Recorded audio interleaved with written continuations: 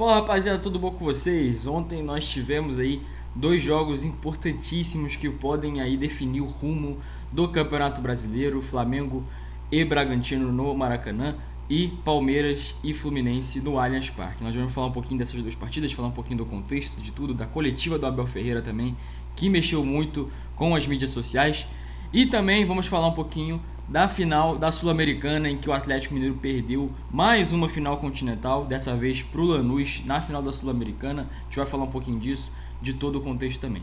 Antes de mais nada, eu quero te pedir para você se inscrever no canal, cara. É muito importante para mim que você se inscreva aqui no canal do PH. Eu tô postando vídeo aí praticamente todos os dias para vocês, então é muito importante que você se inscreva, ative o sininho para você não perder nenhum vídeo, beleza? Nenhuma notificação dos próximos vídeos do canal, e também deixar o like no vídeo, cara, que é muito importante para mim, beleza? Outra coisa que eu quero te pedir também é para você me seguir nas redes sociais, tá aparecendo aí na tela, beleza? Tem o Instagram, o TikTok e o X também, beleza? Tô postando coisa lá também praticamente todo dia, toda semana tem coisa nova postada lá, beleza? Os links estão aqui na descrição, é só você clicar e ir direto para as redes sociais, beleza? Bom, vamos começar a falar. Primeiro, eu não vou fazer nenhuma análise das partidas, não, vou comentar um pouquinho só por cima, tá? Porque ontem tivemos o jogo do Botafogo e Grêmio, né? Então eu não consegui assistir as duas partidas do Flamengo e do Palmeiras direito, né? Eu assisti assim bem por cima, os melhores momentos, obviamente, para não deixar de comentar. Além da partida do Galo também, que eu assisti quase inteira, né? Vamos botar assim. Mas vamos falar primeiro de Flamengo e de Palmeiras. Cara, ontem o Palmeiras fez um jogo horrível. Mais um jogo em que o Palmeiras não tem criação nenhuma no jogo. E toda hora o Palmeiras, a partir do começo do segundo tempo, o Palmeiras já estava começando a cruzar a bola na área, jogar bola na área, para ver o que acontece, assim como tem nos últimos 3 jogos.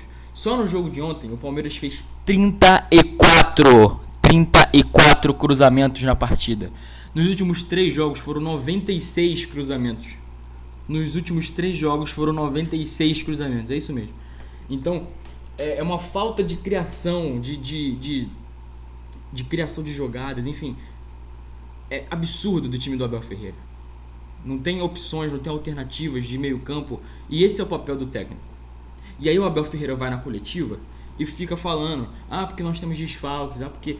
Desculpa, o seu time, a sua diretoria gastou quase R$1 bilhão para montar um time, para montar um elenco. E aí você chega e fala que não tem elenco?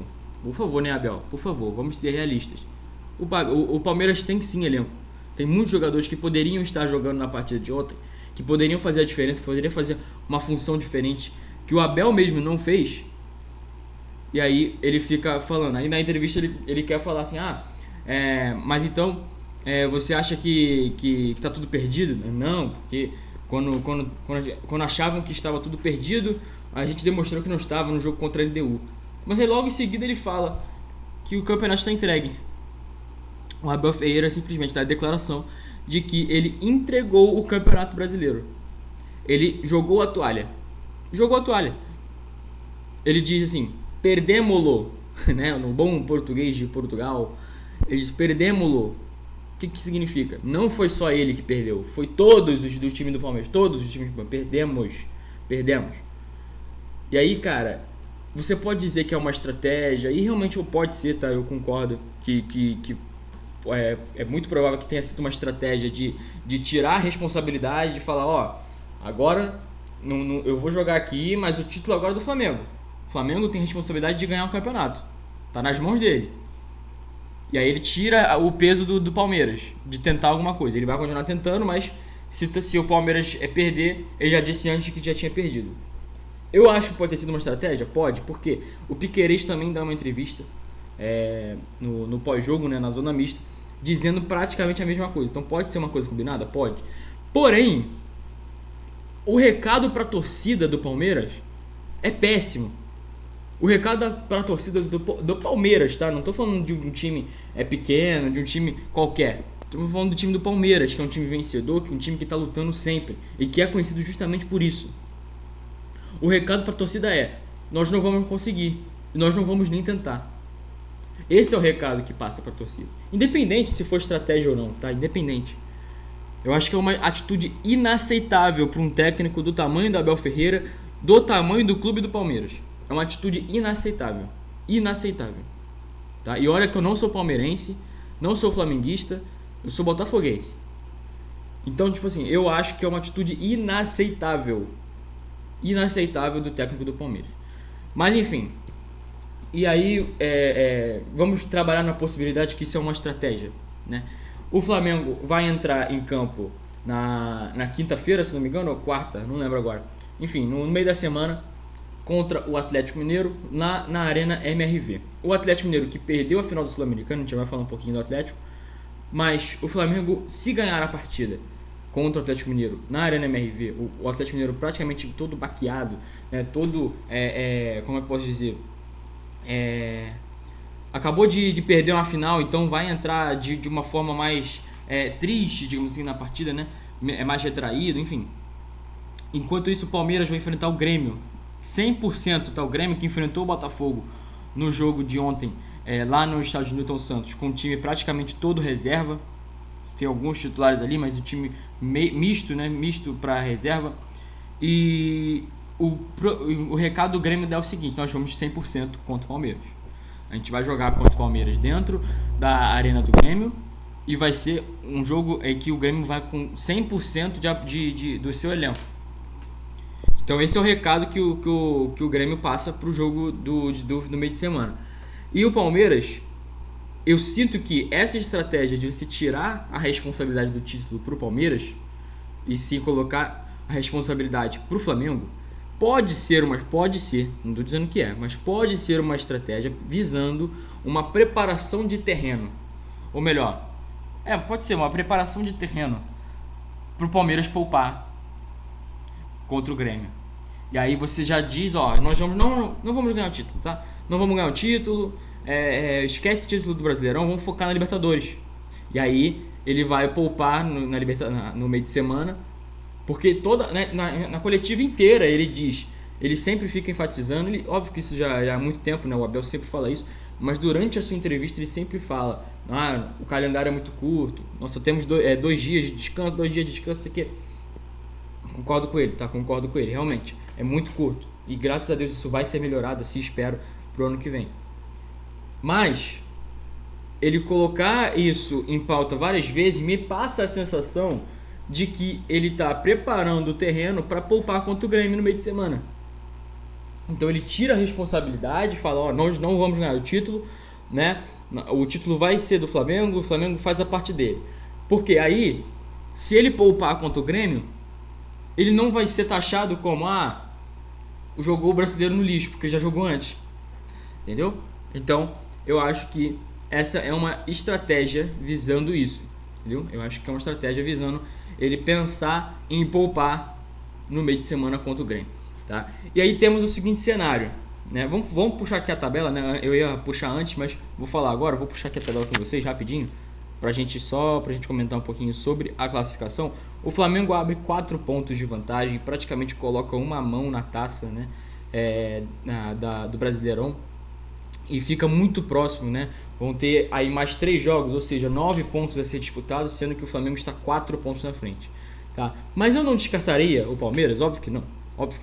Tem gente que já está tratando como decidido, eu não acho, porque são 4 pontos que podem diminuir para 1 na próxima rodada. Vamos colocar um cenário em que o Atlético Mineiro ganhe o Flamengo e que o Palmeiras ganhe o Grêmio. A diferença já cai para 1. A diferença já cai para 1 ponto. Tá entendendo? Ou seja, você não pode descartar assim logo de cara. Tudo pode acontecer. Estamos falando de futebol brasileiro, principalmente. Estamos falando de Palmeiras e Flamengo, acima de qualquer coisa.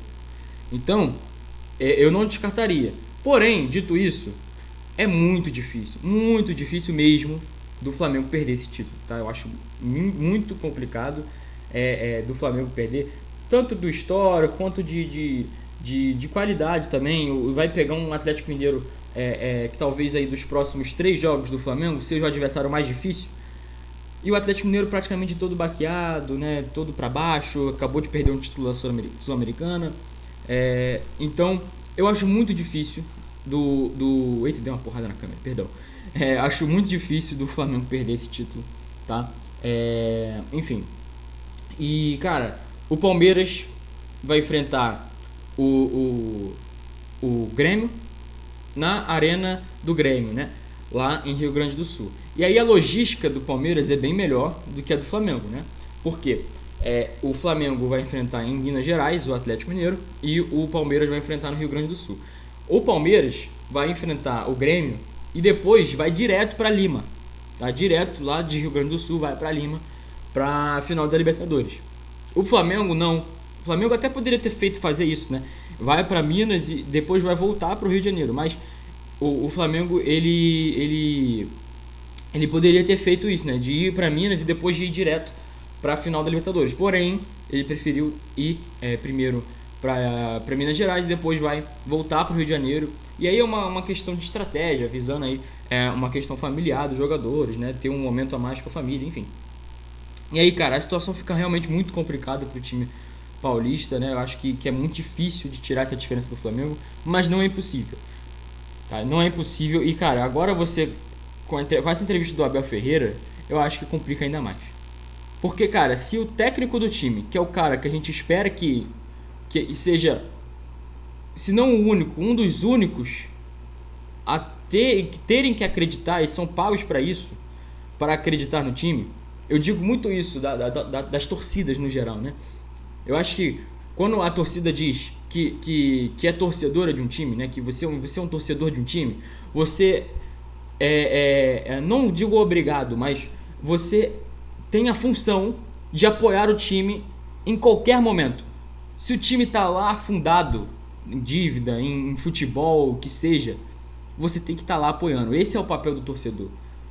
O torcedor não é só pra ficar no momento de glória, quando tá lá no alto.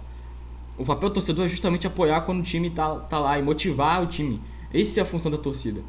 A do técnico é muito parecida.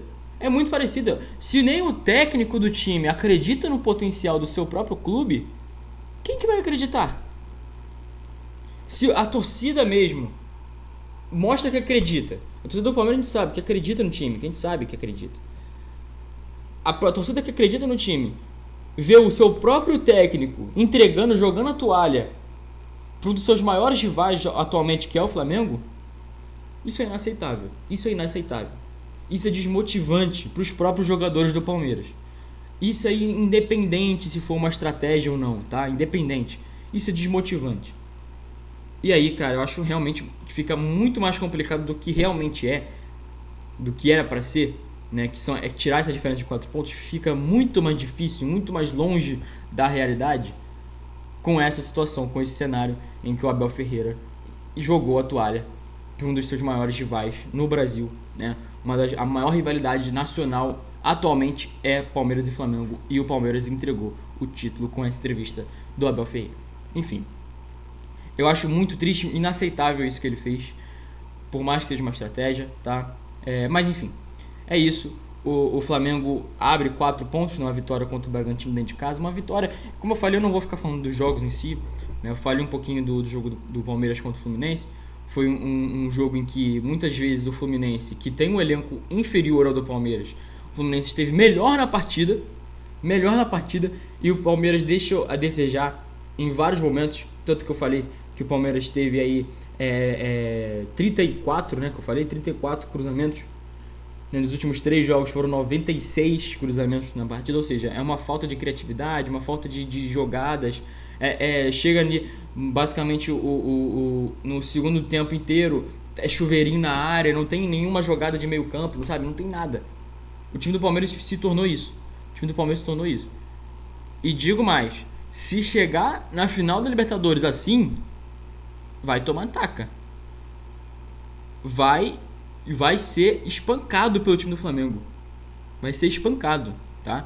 E, cara, o Flamengo vence muito bem o Red Bull Bragantino dentro do Maracanã, tá? Desde o primeiro tempo, fez um primeiro tempo muito bom, tá? Se não me engano, acho que quase, se não me engano, não sei se quase ou mais, entre ali 15 finalizações no primeiro tempo, né? Ou seja, foi um amasso completo. O Cleiton, pelos melhores momentos, eu vi que ele fez uma ótima partida. Porém, no segundo tempo, o Flamengo foi avassalador, né? E fez 3 gols, né? O primeiro numa jogada muito bem trabalhada. Vocês acham que não, que é fácil? Né? Olhando o lance, parece que é fácil aquela bola do Jorginho, mas aquela bola de primeira, muitos jogadores da Série A, muito mesmo, tá? 90% dos jogadores da Série A errariam aquele passe. Ou dominariam, né? E aí quando você domina, você já tira ali um pouco de tempo da jogada e você deixa a marcação chegar um pouco. Então aquele passe do Jorginho no primeiro gol é fundamental e que muitos volantes da Série A do Campeonato Brasileiro errariam aquele passe, tá? Então foi um passe muito bem executado, deixou o Arrascaeta na cara do gol e ele com toda a sua classe tira do zagueiro e marca o primeiro gol do Flamengo. Depois o Flamengo tem um pênalti ali numa jogada em que o Cebolinha, que aliás eu vou falar dele, o Cebolinha ele tenta cruzar na verdade, a bola bate na mão do jogador do Bragantino e aí é um pênalti muito bem cobrado pelo Jorginho. O Jorginho, um especialista em cobrança de pênalti, vai lá e faz, né? Deixa eu só mudar aqui a câmera. Aí agora sim. Bom, e aí, cara, o Flamengo continua martelando até que o Bruno Henrique recebe a bola, se não me engano, do próprio Arrascaeta, tá? E ele recebe muito bem, ele que fica jogando ali mais ou menos de falso 9, né? Fazendo aquela função, ele recebe a bola e chuta no canto direito do goleiro Cleiton, né? Matando completamente e finalizando, sacramentando a vitória do Flamengo, tá? Uma vitória típica do Flamengo, tá jogando em casa, jogando muito bem. O Flamengo que, cara, ganhou um reforço muito grande. Para essa reta final, que se chama Everton Cebolinha. Porque, cara, o Cebolinha, ele em grande parte da temporada foi criticado. E realmente deveria ser criticado, tá? Porque não estava entregando muito bem. Porém, ele sofreu com algumas lesões. E essas lesões fizeram com que ele perdesse grande parte da temporada. Só que, vamos botar aí, não vou nem dizer benefício, né? Porque acho que não tem benefício em você se lesionar. Mas dos prós da lesão do Cebolinha é que ele justamente perdeu uma parte da temporada. E, cara, você perdeu a parte da temporada do Campeonato Brasileiro significa que quando você voltar, você vai estar acima fisicamente dos seus companheiros. Certo? Por quê? Cara, o Flamengo, não vou ter o número exato aí, mas geralmente no calendário brasileiro, um time do tamanho assim do Flamengo e dos times da Série A, você tem aí em torno de 80 jogos por temporada, 70, 80 jogos, e é os jogos que aí os jogadores do Flamengo têm jogado durante a temporada. O Cebolinha, se atuou 40 jogos, foi muito nesse ano, né? Então, cara, o Cebolinha tá como se estivesse em junho. O físico do Cebolinha atualmente é como se ele estivesse em junho e os seus companheiros estivessem em dezembro já. Então, por isso que ele parece muito acima do que o resto do time, fisicamente falando. Fisicamente ele está destruindo. Ele coloca na frente, ninguém pega. A marcação tem que ser dobrada do time do Bragantino, senão não vão pegar. E digo mais, tem que ser titular. Óbvio que daqui a 2 jogos pode mudar tudo. Vou jogar mal pra caramba, não sei o que, pode. Mas atualmente, vendo os últimos 3, 4 jogos do Flamengo, Cebolinha tem que ser titular. Eu já falava isso na última partida entre o Flamengo contra o Fluminense, né? E, cara, de novo, eu falo, o Cebolinha tem que ser titular desse time do Flamengo. É um reforço muito grande. Porque os jogadores que tem na ponta esquerda do Flamengo hoje, você tem o Samuel Lino, que não tem entregado, desde quando chegou não entregou o que se esperava dele. Você tem o próprio Bruno Henrique, que está abaixo, tá como ponta, não tá fazendo aquelas coisas, óbvio que ele é decisivo, sim, mas não está abaixo do que ele entrega geralmente. E você tem o Luiz Araújo, que é ponta direita, mas muitas vezes já atua ali pelo lado esquerdo. E, cara, desses 3 nomes, o Everton Cebolinha tá jogando mais do que os 3. Tá? Eu não digo nem do Luiz Araújo, porque o Luiz Araújo eu acho que ele é mais ponta direita, tá? Eu acho que ele tem que jogar pela direita, porque senão ele fica jogando meio torto ali, né? Porque a função dele é cortar para dentro e chutar, e ele é canhoto, né? Ele tem essa principal característica, então eu acho que ele tem que jogar pela direita, né? Mas enfim, eu acho que o Cebolinha tem que ser titular desse time do Flamengo, beleza? Bom, vamos falar um pouquinho agora do Atlético Mineiro, tá? Vou passar por cima também, só pra gente não deixar de falar. O Atlético Mineiro perde a sua segunda final continental seguida, né? Ano passado perdeu para o Botafogo lá no Monumental a Libertadores, né? Perdeu para o time do Botafogo, né? O time carioca ganhou por 3-1 a final com 1 a menos, tá? E esse ano o Atlético Mineiro perdeu a final para o Lanús na final da Sul-Americana né, no jogo de ontem, né, nas penalidades, né, o jogo inteiro foi um 0-0, tanto no tempo normal quanto na prorrogação. E nos pênaltis tivemos aí a vitória da equipe argentina para a equipe mineira. Enfim, cara, falando um pouquinho do jogo em si, foi um jogo muito ausente de jogadas, de criação, de emoção, vamos botar assim. Foi muito fraco. O jogo realmente é muito inferior do que a gente pensava que poderia ser uma final de Sul-Americana, uma final continental. A gente espera que no mínimo tenha uma emoção. No jogo de ontem foi um jogo assim pífio das duas equipes, tá? Um jogo péssimo. Eu acho que no tempo normal, até na prorrogação, tá? O Atlético merecia ganhar aquela partida, né? Porque nas chances que teve, as chances foram mais do time do time brasileiro ao invés do time argentino. Porém, eu acho que o Atlético, só para pontuar, né? O Atlético teve duas grandes chances, né? As duas, se eu não me engano, foram com o Biel. E, cara, o Biel ele perde uma chance claríssima na cara do gol, claríssima, na frente do goleiro, e uma de cabeça que aí tudo bem, acho que é errável, vamos botar assim, né? Então, e, cara, eu acho que o seguinte, de quem foi a grande ideia de, na disputa de pênalti, você colocar o jogador que estava se tremendo em campo? A câmera, depois que o Biel perde os 2 gols, mostra que ele estava tremendo. E de quem foi a grande ideia de colocar ele para bater pênalti? De quem foi essa grande ideia, gente? Não é possível que ninguém notou isso. É óbvio que ele ia perder aquele pênalti, é óbvio. Tava na cara que ele ia perder aquele, não tinha mental para isso, tá? E aí, vamos pontuar que ele fez uma péssima partida? Vamos pontuar, ele fez uma péssima partida do Biel, tá? Fez uma péssima partida. Mas não justifica o jogador do jogador não, desculpa, do técnico olhar e falar só porque tá em campo tem que bater. Não vai bater, gente. Não tem que bater aquele campo, não tem que bater aquele pênalti. Aquele pênalti ali era para ser batido por outro jogador. Tinha jogadores mais experientes dentro de campo que poderiam ter batido aquele pênalti. O Biel é um garoto novo que estava se tremendo dentro de campo, que perdeu 2 oportunidades incríveis que poderiam ter decidido a partida para o Atlético Mineiro, mas não decidiu. Quer dizer, decidiu, para pior, né? Decidiu pro Lanús, vamos botar assim. Enfim. E, cara, eu acho que essa derrota, né, esse vice do Atlético Mineiro foi um vice, como é que eu posso dizer? Merecido, tá? Mas não porque o Atlético Mineiro não tentou, tá? Pelo amor de Deus. Eu digo merecido pelo ano do Atlético Mineiro. Esse vice retrata muito bem o que foi o ano do Atlético Mineiro. Um ano em que o descaso da diretoria, tanto com o seu clube, quanto com a parte financeira do clube, é absurda. E, cara, você ter um time campeão com tantas, como é que pode dizer, irregularidades, diz um recado assim: vale a pena.